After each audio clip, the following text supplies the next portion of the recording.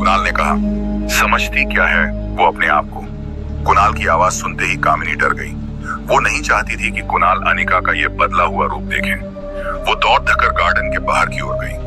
High heels के कारण उसे दौड़ने में परेशानी हो रही थी, मगर इनसिक्योरिटी के मारे वो किसी तरह भाग कर गई और किसी तरह दीदी ऐसी तरह गिरती पड़ती देती कुणाल के पास पहुंचकर फूली हुई सांसों से उसने कुणाल से कहा। कामिनी ने कहा, कुणाल अंदर मत जाओ। कुणाल ये सुनकर चौंका, लेकिन तभी कामिनी बात बदलते हुए बोली, मेरा मतलब उस मोटी के मुंह लगकर आज के दिन तुम अपना मूड खराब मत करो ना, प्लीज।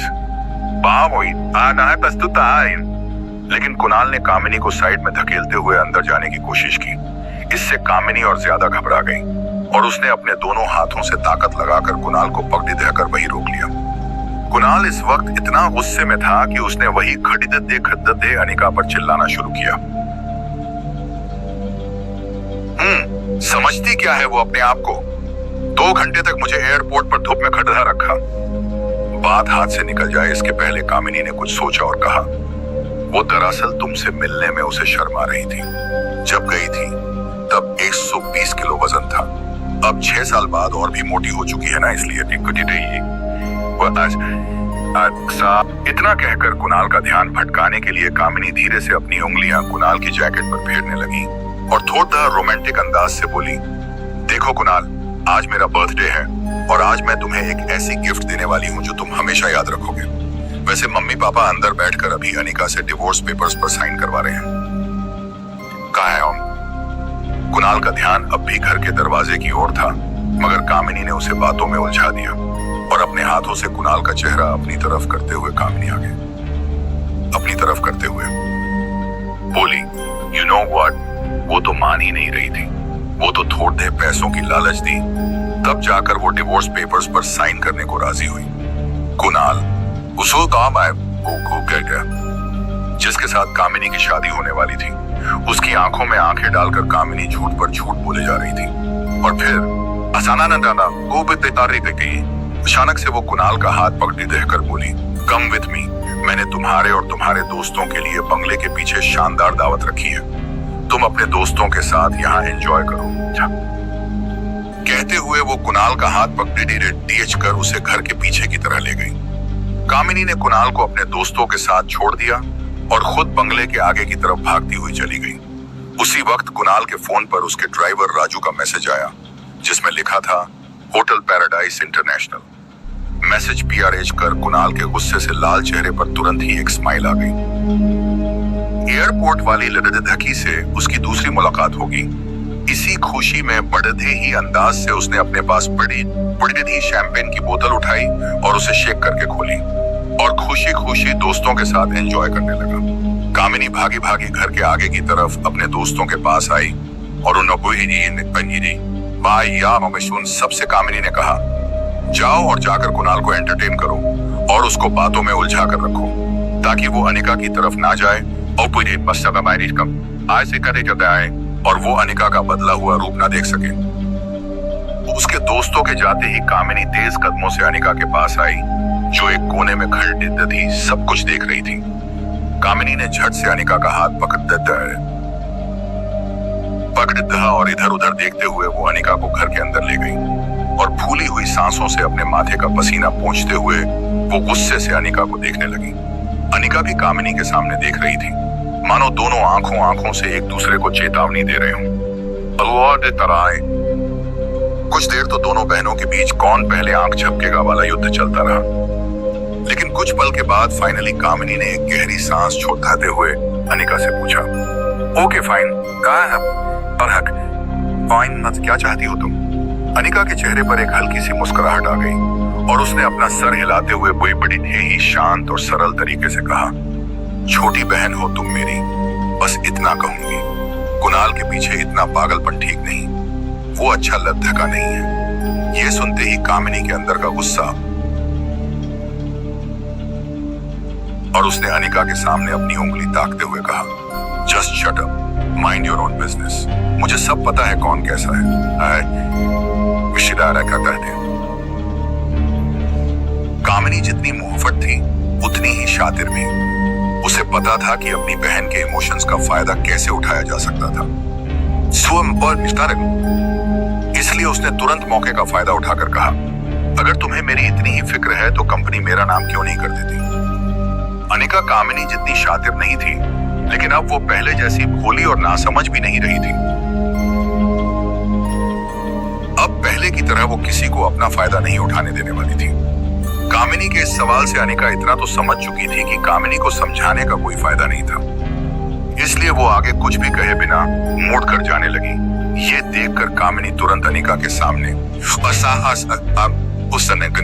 उसका रास्ता रोककर जा खड़ी ही हुई और फिर टेबल पर पड़े रहे कंपनी के पेपर्स उठाकर बड़े ही स्टाइल में पन्ने पलटते हुए कामिनी बोली, वैसे किसके लिए बचाकर रखनी है ये कंपनी? अपने किसी यार के लिए या अपनी उस नाजायज औलाद के लिए? इसके पहले कि कामिनी बात खत्म करे, निका ने कामिनी को जोरदार तमाचा दह दिया। घर के बाहर जो लाउड म्यूजिक बज रहा था उससे कई ज्यादा तेज गूंज थी इस तमाचे की। कामिनी के चेहरे पर मेकअप की एक मोटी परत होने के बावजूद उसके चेहरे पर अनिका की उंगलियों के निशान साफ नजर आ रहे थे। कामिनी का मुंह खुला और आंखें चौधी हो गई थीं।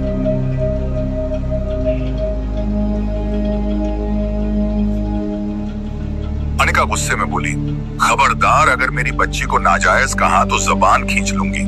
And I mean it. Anika की लाल आंखों से आंसू कम और गुस्सा ज्यादा बह रहा था। बस होता है। अनिका को इतने गुस्से में पहले कभी नहीं देखा था कामिनी ने। बिना कुछ कहे वो चुपचाप अनिका का रास्ता छोड़कर साइड में जाकर खड़ी हो गई। वो समझ गई कि अगर वो इसके आगे कुछ भी बोली तो हम अनिका वो सच में कर देगी जो उसने कहा था। अनिका गुस्से में अपना पर्स उठाकर बंगले से बाहर निकल गई। जैसे ही अनिका ने टैक्सी रोकी, तभी वहां भागते हुए प्रीति आई। अनिका ने प्यार से प्रीति के गाल पर हाथ फेरा और फिर टैक्सी में बैठ चली गई। टैक्सी में बैठकर अनिका ने पर्स से सनग्लासेस निकाले और पहन लिए। तभी ड्राइवर ने रियर व्यू मिरर से अनिका को देखा। सूरज भले ही ढल चुका था, गेटमैन ने दी कमाई था, लेकिन अनिका के आंसुओं के दौर अब तक नहीं ढला था। वो दुनिया में हर चीज से लड़ सकती थी, मगर कोई उसकी बेटी को नाजायज कहे ये उसे बर्दाश्त नहीं था। लेकिन इसके साथ ही उसके पास ये उसे इस बात का भी कोई जवाब नहीं था कि रिया का बाप था कौन है। अनिका की प्रेगनेंसी खुद अनिका के लिए एक अनसुलझा सवाल था। 6 सालों में अनिका आज तक उसकी जिंदगी की इस सबसे बड़ी दीदी पहेली को सुलझा नहीं पाई थी कि उसे किसी भी लड़के ने छुआ तक नहीं था। फिर भी वो कैसे प्रेग्नेंट हो गई थी, ये सब सोच ही रही थी वो कि तभी अचानक उसे कुछ याद आया। अनिका ने आंसू पोंछते हुए पर्स से अपना फोन निकाला और उसने अपनी फार्मा कंपनी के पुराने वफादार मैनेजर मनोज को फोन लगाया। कुछ रिंग के बाद मैनेजर फोन उठाकर कहा, अनिका बेटी कैसी हो, क्या बात है? आज इतने सालों बाद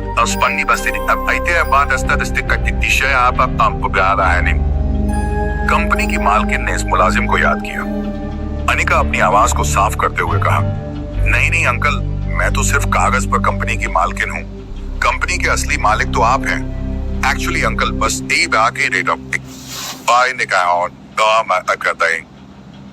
बस ये पूछने के लिए मैंने फोन किया था कि कंपनी ठीक तो चल रही है ना? मैनेजर ने थोड़ा उदास होकर कहा, बेटा यूं समझ लो, डूबती नाव में छेद पकड़े देश के बैठा हूँ।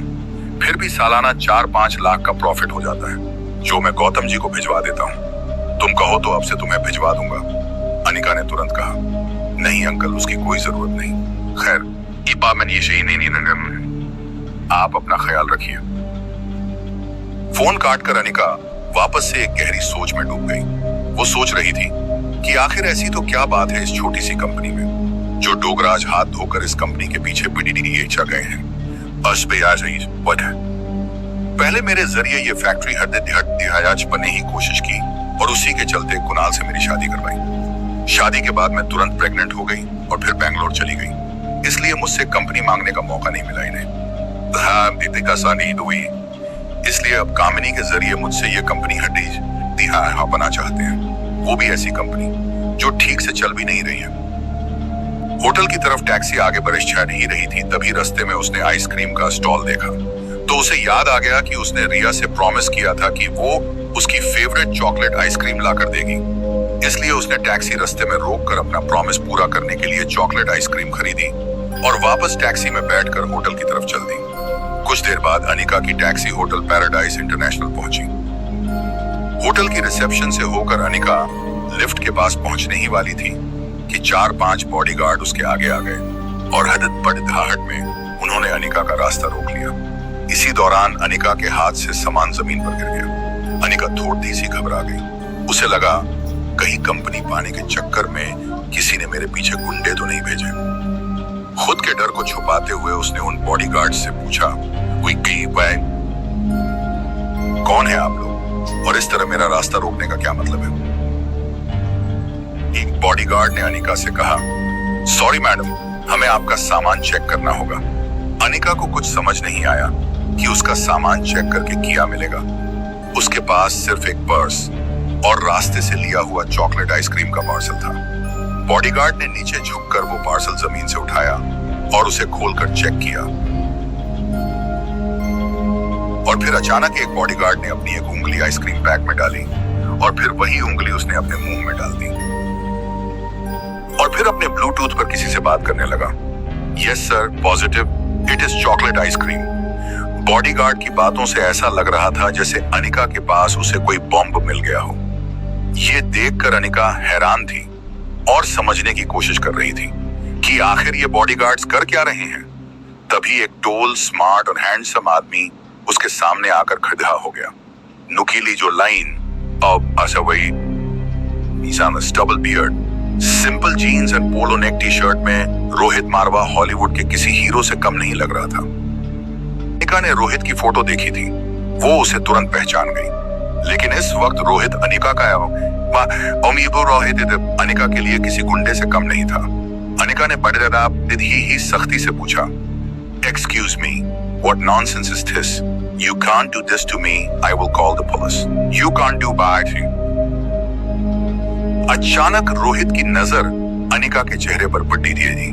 अनिका की गहरी काली आंखें, लंबे काले घने कमर तक के बाल और सिंपल पहनावे में निखरती उसकी खूबसूरती को देखकर रोहित एक सेकंड भूल गया वो क्या कहने आया था। तभी दूसरे पल को वो अपनी सेंसेस में आया और चेहरे पर बिना किसी भाव के उसने कहा, हाँ परफेक्ट, पहले खुद चोरी करो, फिर खुद ही पुलिस बुलाओ। अनिका समझने की कोशिश कर रही थी कि आखिर रोहित बोल क्या रहा है। तभी रोहित ने अनिका को वार्न करते हुए आगे कहा, मुझसे और मेरे बेटे से दूर रहना। अनिका ने इरिटेट होकर कहा, उसका बाहर रिश्ता है। एक्सक्यूज मी, मैं कब तुम्हारे पास आई? एंड लिसन, इस आलिशान होटल के मालिक होने का ये मतलब नहीं है कि तुम अपने गेस्ट के साथ ऐसी बदतमीजी करो। I can see you in the court mister Rohit Marwa. Rohit Anika की ये बात तुरंत पकड़ लेता है और कहता है, आई न्यू इट। तो तुम जानती हो कि मैं रोहित मारवा हूँ और ये होटल मेरी है। तब तो ये भी जानती होंगी कि मेरे परिवार वाले मेरी शादी करवाना चाहते हैं, लेकिन मुझे मेरे बेटे के लिए सौतेली माँ नहीं चाहिए। कुकू न्याम, इसीलिए तुमने प्लान बनाया होगा कि पहले मेरे बेटे को फंसा लो तो फिर बाप अपने आप कंट्रोल में आ जाएंगे। होटल की लॉबी में मौजूद लोग अनिका को शक की नजरों से देखे जा रहे थे। अनिका अपनी इंसल्ट का बदला ले तो सकती थी, लेकिन रिया की सेफ्टी के लिए वह कोई तमाशा खड़दहा करना नहीं चाहती थी, इसलिए वो ज्यादा कुछ बोली नहीं। रोहित जाने से पहले चुटकी बजा के अनिका को फाइनल वार्निंग देता है, stay away from my son. इतना कहकर रोहित मुद्दत कर जाने लगा। होटल के सभी लोग इस हद तक सकपका गए थे कि इतनी बड़दही होटल की लॉबी में इतने सारे लोगों के बीच सिर्फ और सिर्फ रोहित के जूतों की टॉक टॉक गूंज रही थी। रोहित भले ही अनिका से दूर जा रहा था, मगर अनिका का चेहरा उसके दिल पर छाप छोड़ गया था। ना जाने क्यों जाते जाते उसको एक बार और अनिका की तरफ देखने का मन किया और इसलिए मुड़ कर अनिका को देखने जाता है, तभी सामने से सर्विस प्लेट ले पड़ी थी। जाते वेटर से वो जोर से टकराया और सारी प्लेट्स जमीन पर गिर गई। रोहित ने वेटर को देखा और फिर अनिका को देखा और फिर सिर्फ सॉरी कहकर वहां से चला गया। बेहद गुस्से में अनिका ने लिफ्ट का बटन 5-6 बार दबा दिया और जैसे ही लिफ्ट का दरवाजा खुला वो पांव पटकर अंदर गई और सीधा टॉप फ्लोर का बटन दबाया। दरवाजा बंद होने ही वाला होता था कि तभी एक पांव दरवाजे के बीच में आया जिसने दरवाजे को बंद होने से रोक लिया। सामने एक 19 साल का लद्दाख का प्रिंटेड टी शर्ट और रेड शॉर्ट्स में घुड़ी दे रहा था। उसके पैर की वजह से लिफ्ट के दरवाजा फिर से खुल गया। अनिका के गुस्से में सोचा कि कौन बदतमीज है ये। रिया की तरह इस लद्दाखे ने भी कान में हेडफोन और हाथ में मोबाइल पकड़े हुआ था। ये लद्दाखा और कोई नहीं बल्कि रोहित मारवा का कजिन भाई सनी था। सनी ने अपनी उम्र से ज्यादा मैच्योर आवाज निकालने की कोशिश की और अनिका से कहा, देखो दीदी, मेरे भैया आसानी से फंसने वालों में से नहीं है। बहुत लद्दाखियां आपकी तरह कोशिश कर चुकी हैं। अनिका का गुस्सा अब अपने पीक पर था। उसे समझ नहीं आया कि ये सब उसके साथ क्यों हो रहा था। तभी सनी ने अनिका के जख्म पर नमक छिड़कते हुए कहा,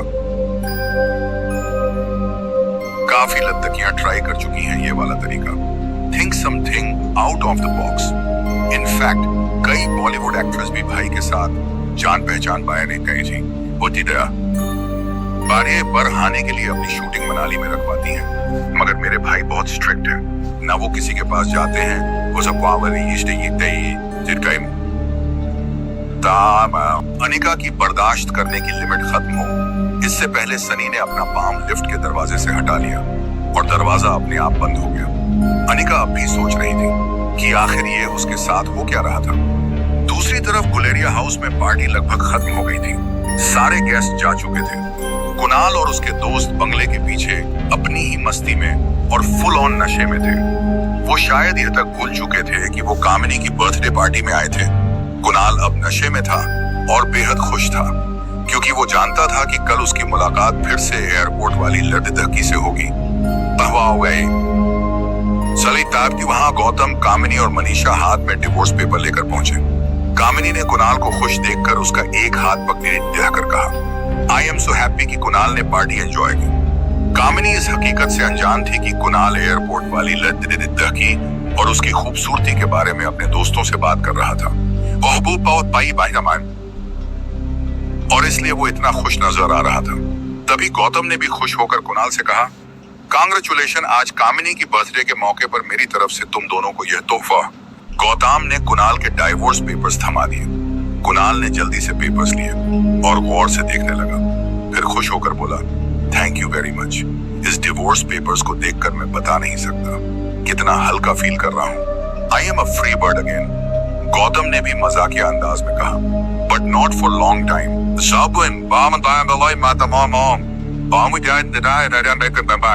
जल्द ही तुम्हारी और कामिनी की शादी कर देंगे।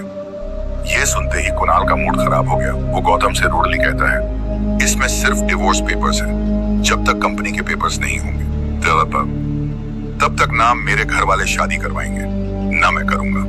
कुणाल आखिरी पैक नीट पी लेता है और वहां से निकल जाता है। Hotel paradise. दिलमिलाई अनिका अपने कमरे में आई। अपना पर्स सोफा पर फेंककर पांव सेंटर टेबल पर रखकर सोफे पर बैठ गई। उसे ये समझ नहीं आ रहा था नीचे लॉबी में उसके साथ क्या हुआ और क्यों हुआ। उसने होटल बदलने का मन बना लिया और रिया को लेने बेडरूम में गई। बेडरूम का दरवाजा खोलकर उसे ने देखा रिया बिल्कुल शांति से सो रही थी। रिया को इस तरह देखकर अनिका का गुस्सा 1 सेकंड में शांत हो गया। वो रिया के माथे को चूमती है। तभी उसके फोन में एक नोटिफिकेशन आया। अनिका ने मोबाइल चेक किया तो देखा कि उसके डॉक्टर अमृता नाम वाले मेल बॉक्स में रोहित मारवा का मैसेज आया था। Want to meet you urgently. एक पेशेंट है जिसके दिमाग का ऑपरेशन करना है, जो सिर्फ आप कर सकती हैं। मैसेज पिराज कर अनिका को अपनी इंसल्ट का बदला लेने का मौका मिल गया था। उसने तेज उंगलियों से मैसेज टाइप करके बिना सोचे 1 सेकंड में बटन दबा दिया। वहां रोहित डॉ अमृता का मैसेज पढ़कर शॉक हो गया। मेल में लिखा था, दिमाग का इलाज पहले आपको करवाना चाहिए। रोहित को समझ नहीं आया कि डॉक्टर अमृता जैसी बड़ी न्यूरोसर्जन उसे ऐसा क्यों कह रही थी। रोहित ने मेल पर कुछ टाइप किया लेकिन फिर मैसेज डिलीट कर दिया और अपनी कंपनी के IT हेड सैम को फोन लगाया। रोहित काफी डोमिनेट आवाज में कहता है, hello Sam, Naveen. Hello Sam. Rohit की आवाज सुनकर सैम को जैसे पसीने छूटने लगे। रोहित का प्रभाव कुछ ऐसा था लोगों पर कि अगर रोहित ने याद किया है तो जरूर कोई गड़बड़ हुई होगी हमसे। सेम डर के पूछता है, yes yes sir, anything I can do for you. Rohit Sam को सिर्फ इतना कहता है, मेरे ऑफिशियल मेल अकाउंट पर डॉक्टर अमृता का मेल आया है, पता करो वह मेल की लोकेशन कहाँ है। वो जहां भी होंगी मैं उसे चार्टर फ्लाइट में जाकर मनाली ले आऊंगा। सेम के लिए यह काम आउट ऑफ ऑफिशियल वर्क था। वो हिम्मत करके जवाब देता है, सर एक्चुअली कोई नेटवर्क हमें अपने क्लाइंट का एग्जैक्ट लोकेशन नहीं शेयर करेंगे। It's illegal. रोहित कहीं नाराज ना हो जाए इसलिए खुद अपनी ओर से कह देता है, but sir give me some time, I will try and find out. निराश होकर रोहित ने फोन काट दिया। तभी उसके फोन पर सनी का मैसेज आता है, भैया come fast, Aryan is not well. I come faster. Rohit उसी वक्त लिफ्ट की ओर दौड़ देने लगा। होटल का स्टाफ रोहित को ऐसे भागते देख परेशान हो गया। रोहित ने लिफ्ट में टॉप फ्लोर का बटन दबाया, मगर आज उसे अपनी लिफ्ट की स्पीड बहुत स्लो लग रही थी। आर्यन पर जर्रा सी तकलीफ आए तो रोहित बर्दाश्त नहीं कर सकता था। जब तक लिफ्ट 24th फ्लोर तक पहुंचती है तब तक तो रोहित के मन में हजारों ख्याल गुजर चुके थे। लिफ्ट का दरवाजा खुला। सनी दरवाजे पर रोहित का इंतजार कर रहा था। रोहित सीधा बेडरूम की तरफ भागा और वहां रोहित ने जो देखा वो उसकी समझ से बाहर था। आर्यन गहरी नींद में था और वो नींद में एक ही चीज बोले जा रहा था, मम्मा चॉकलेट आइसक्रीम, मम्मा चॉकलेट आइसक्रीम।